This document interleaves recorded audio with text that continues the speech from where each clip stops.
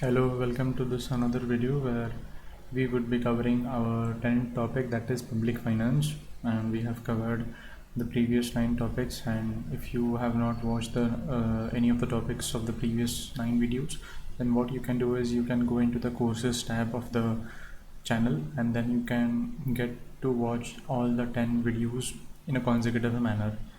So yeah, this is the 10th topic of public finance. Let us start. Union budget. As per Article 112 of the Constitution, President shall, for every financial year, cause to read before the both houses of Parliament annual financial statement. There is no word called budget in the Constitution. There is just annual financial statement mentioned. Then, Budget of India is prepared by Budget Division, Department of Economic Affairs under the Ministry of Finance, not Revenue. Every budget represents 3 sets of figures.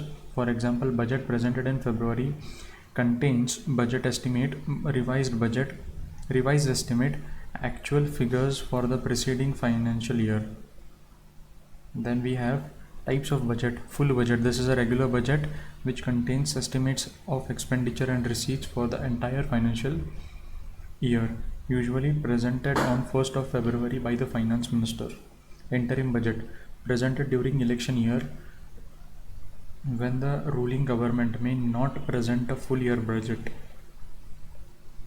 but only a part of the year until the new government is formed. A new government presents the full budget. No constitutional requirement. Vote on account. If the budget is not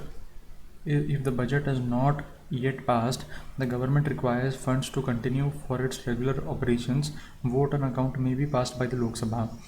It authorizes advance grants to meet expenditures of a part of financial year. It deals only with the expenditure side of government finances, typically granted for 2 months, allowing expenditure equal to 1/6 of the estimated annual expenditure. Various demand for grants, enabled by constitutional provisions to ensure the government continues functioning smoothly. Then we have budget procedure. The Union budget is presented in Parliament in the first working day of February at 11 am. Finance Minister presents the general budget in the Lok Sabha along with a speech. After the speech, budget is formally laid before the Rajya Sabha. Importantly, no discussion takes place. No discussion on the budget takes place on the day it is introduced. The key document submitted to Parliament, apart from Finance Minister's speech, is annual financial statement, demand for grants, appropriation bill, and finance bill. Then we have budget presentation, general discussion, House adjourn, voting on demand for grants, appropriation bill, and then finance bill. General discussion. The general discussion is held from the very next day, and then overall assessment of the budget takes place. Both house conduct discussion, detailed discussion, demand for grants. During this adjournment, the demand for grants of various ministries are examined by departmental related standing committees. There are a total of 24 DRSCs and around 100 ministries. Each DRSC typically evaluates the demand of about 5 ministries. Once the reports are laid before the Lok Sabha, the House proceeds to a ministry-wise discussion. The Speaker allocates time for this process in consultation with the Leader of the House. On the final day, the Speaker puts all the remaining demands to vote together, and this process is called guillotine, which concludes the discussion. In Rajya Sabha, only a general discussion is accepted, not the recommendations. Appropriation bill. After the Lok Sabha votes on the demand for grants, the government introduces the appropriation bill as mandated under Article 114 of the Constitution of India. This bill authorizes the government to withdraw funds from the Consolidated Fund of India to meet approved expenditures. Finance bill, introduced under Article 110. It is introduced in the Lok Sabha as the same day as the budget presentation. Then certain clauses related to the finance bill must be passed by the Parliament within 75 days of its introduction. Both appropriation bill and finance bills are money bills. They are sent to Rajya Sabha for recommendation, but the Lok Sabha may accept or reject them. In either case, the bills are considered passed. Okay. Supplementary demand for grants. If the funds approved for a specific service during the financial year prove insufficient, or if a new service requires additional expenditure within the same year, the President presents a supplementary demand for grants to the Parliament. Then we have demand for excess grants. If expenditure on a service exceeds amount sanctioned for a financial year, the President presents a demand for excess grants to the Lok Sabha. The demand for excess grants is presented after completion of a financial year. The CAG reports all excesses to the in the appropriation account after the Public Accounts Committee examines them and on the recommendations for regularization. Budget classification: we have revenue budget, we have capital budget, revenue receipts, revenue expenditure, capital receipts, capital expenditure. I think we have seen this in the previous classes.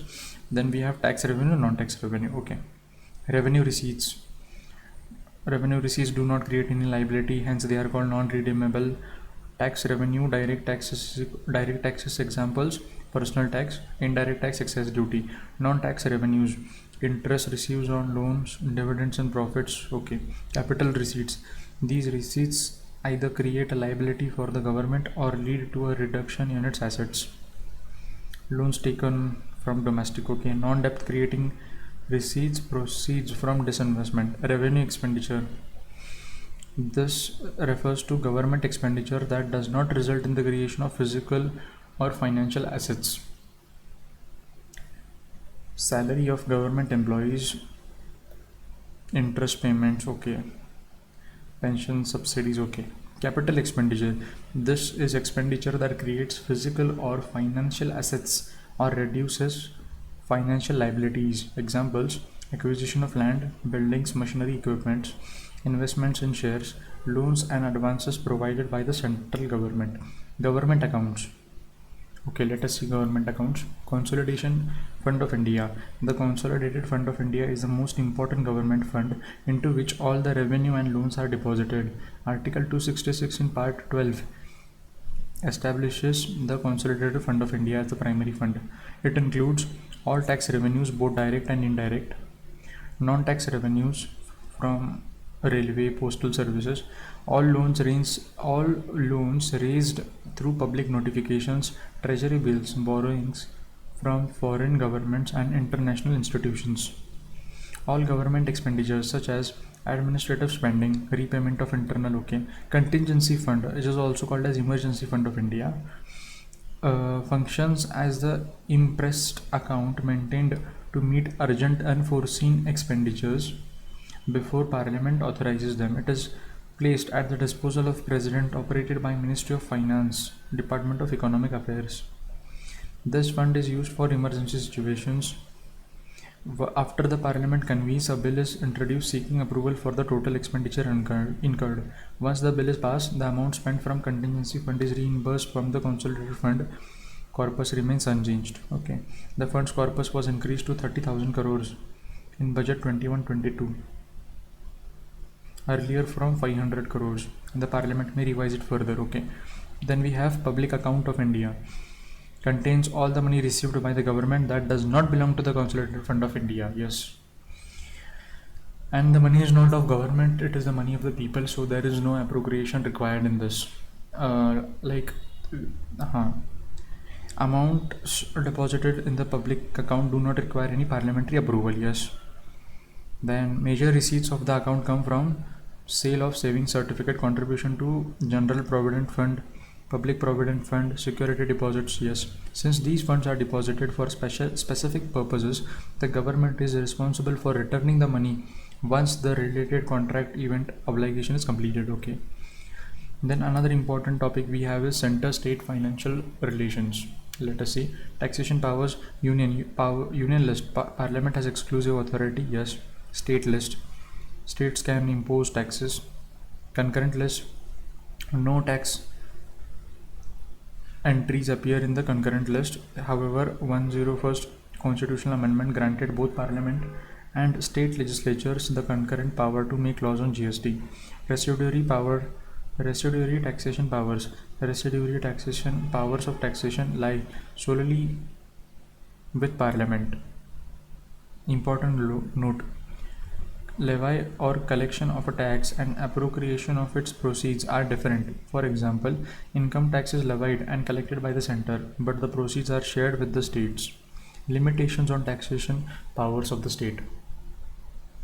A state cannot impose more than 2,500 on professional trade employment. States cannot levy taxes on supply of goods and services that occur outside its state. No tax can be imposed on consumption or sale of electricity supplied to or used by union government. States may tax water, electricity stored, generated, but only with the president assets. Okay.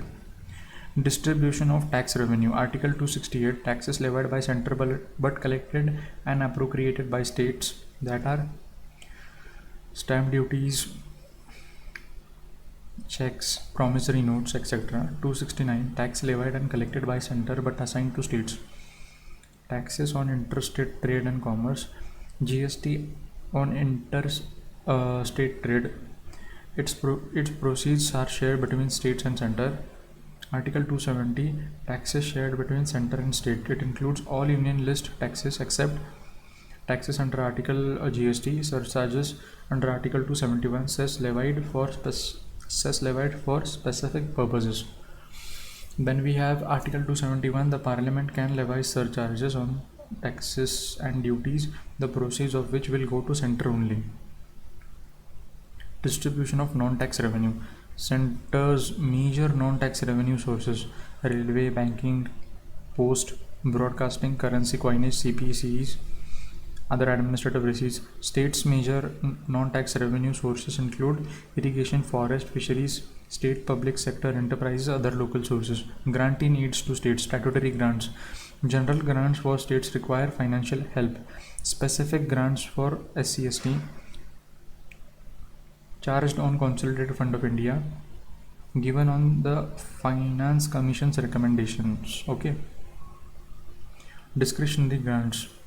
Both center and states may give grants to any public purpose even outside their legislative sphere. Other grants. Temporary grants given to states by as recommended by Finance Commission. Example: grants in lieu of export duties on jute and jute products to Assam, Bihar, etc. Borrowing powers. Center can borrow within India and abroad. States can borrow only within India, secured against states' consolidated fund. The center may give loan to states and provide. Okay, a state cannot borrow without the center's consent. Tax immunities. Union property is exempted from all state taxes. However, union created incorporations are not accepted. State property income are exempt from central taxation except in case of commercial activities. Local bodies, corporations and companies do not enjoy immunity from central taxation. Effect of emergencies. National emergency. The president may reduce or suspend financial powers from center to state.